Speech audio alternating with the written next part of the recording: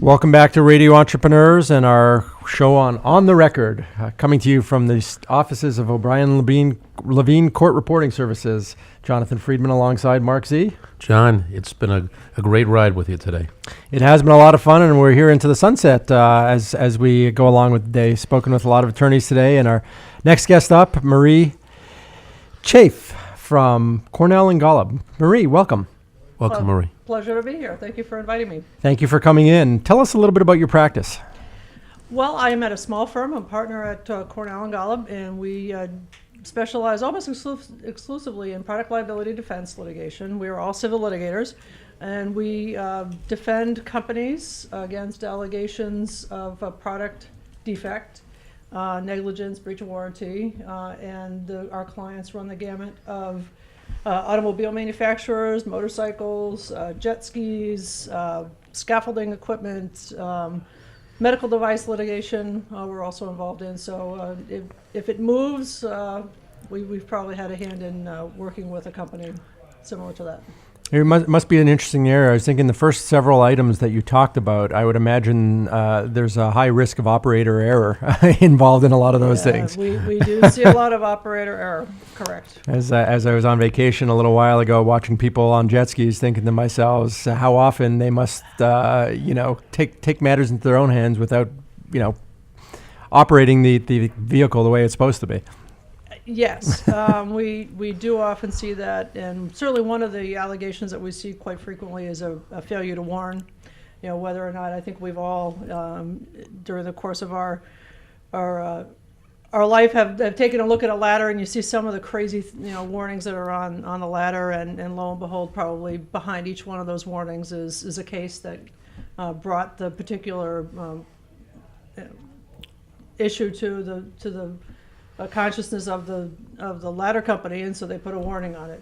So we do see quite a lot of misuse of different products, and particularly with the jet skis, I think you'd be really surprised at the age of the operators, and sometimes there's some really young kids that their parents put them on the jet ski, and so it's not just someone who is necessarily not paying attention to how the product is intended to be used, but it's also whether or not the person is at the appropriate age to be operating, the product, whether it be a jet ski or a motorcycle or ATVs, or which ATV. we've heard a lot of popular. Yep, and farming things. equipment, we often see some fairly young children using them, which unfortunately there are some instances where you've got some tragic results. So when you're in position, you have to be really educated in the different products. Like, as you say, first of all, you do warranty work, so understanding the warranty or understanding how the product could be used. But you really, with your background, you really have become a specialist in this type of knowledge. Well, I'll tell you, I would have to say that that's probably my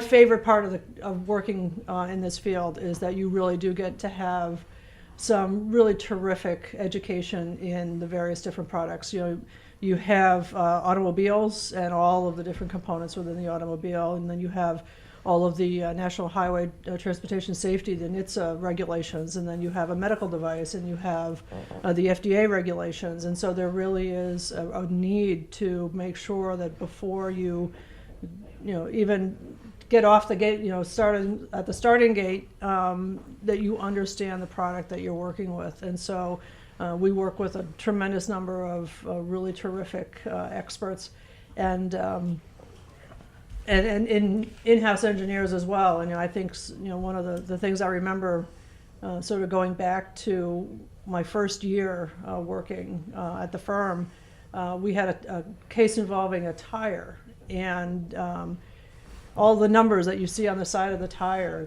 I knew exactly what each one meant and why it was there and how that would affect the design of the tire and how the tire was designed to operate and how it was matched with a particular car. And it's really quite remarkable as you get into each of these products. Now, are many of these cases, and I guess depending on the industry, but are many of them become class action type cases, or are they generally one plaintiff, or how does?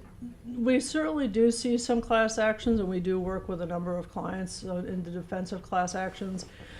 In order to pursue a class action case, a plaintiff would need to have a commonality of either the injury or the allegation. And so, if you're involved, for example, in a rear end accident or a rollover accident, it's not likely that you are going to see, cases similar to yours. There's not going to be a number of other plaintiffs out there who are similarly situated to you.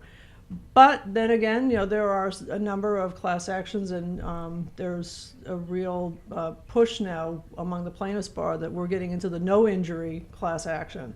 And so you have an allegation where, for example, some component of a vehicle is not properly designed, allegedly, and that affects the value of the vehicle. So if each vehicle then has this particular design, and I think we can all think of a couple of pretty prominent newsworthy automobile cases in recent years where there is something allegedly wrong with the vehicle, that now each vehicle that's on the road has that issue, and although you may not have an injury, the allegation is that it's affecting the value of the vehicle. So there are some cases where the class action does succeed in the product liability field. Overwhelmingly, the cases that I handle are individual plaintiffs, though.